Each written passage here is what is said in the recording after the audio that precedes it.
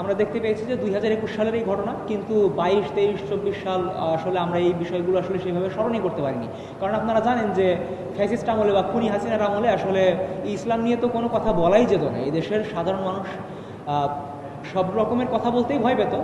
জীবন অবাক না করলে কে করবে? 28% মিল্ক ফ্যাটের অবাক করার সাথে ফ্রেশ মিল্ক পাউডার। জীবন অবাক করুক প্রতিদিন। তো ইসলাম নিয়ে তো কথা বলা আরও ভয়ঙ্কর ছিল। আপনারা দেখতে পেয়েছেন যে এই পাশেই বটতলায়, কলা ভবনের সামনে বটতলায় কোরআন তেলাওয়াতের আয়োজন করা হয়েছিল। বিশেষ কোনো রাজনৈতিক প্রোগ্রাম না, কোরআন তেলাওয়াতের আয়োজন করা হয়েছিল। সেখানে পর্যন্ত রাজনৈতিক চাপের কারণে বা খুনি হাসিনার সেই ফ্যাসিস্ট সরকারের চাপের কারণে কারা সেই কোরআন তেলাওয়াত করেছে, কারা আয়োজন করেছে, তাদেরকে পর্যন্ত কারণ দর্শানোর জন্য নোটিশ দেওয়া হয়েছিল।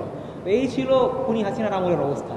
তো যাই হোক, আমরা দীর্ঘ সময় এই জিনিসটা আসলে বাংলাদেশের মানুষ আমরা তেমনভাবে একটা স্মরণ করতে পারিনি। হয়তো অনেক জায়গায় তাদের শহীদের যে আত্মকথাগুলো, তাদের শহীদের যে শহীদি কথাগুলো, সেইগুলো হয়তো হারিয়ে যাচ্ছে। তো সেই জায়গা থেকে আমরা আসলে খুব বড় কিছু হয়তো করতে পারিনি, কিন্তু আমরা ছোট্ট একটি আয়োজন করেছি যে আমরা আজকে আমাদের সেই 2021 সালে মোদি বিরোধী আন্দোলনে আমাদের যে সকল ভাইয়েরা বোনেরা শহীদ হয়েছেন, যে সকল ভাইয়েরা শহীদ হয়েছেন আর কি, তাদের আত্মার মাগফিরাত কামনায় আজ আমরা ঢাকা বিশ্ববিদ্যালয়ের কেন্দ্রীয় মসজিদে আমরা দোয়া মাহফিলের আয়োজন করছি। আপনাদের সকলের কাছে অনুরোধ, আপনারা ইনশাআল্লাহ দোয়া রাখবেন। আর সব কিছু মিলিয়ে এই আপনারা দোয়া রাখবেন যে আমাদের বাংলাদেশ যেন মুক্তি পায়, বাংলাদেশ যেন ভারতীয় আধিপত্যবাদ থেকে মুক্তি পায়।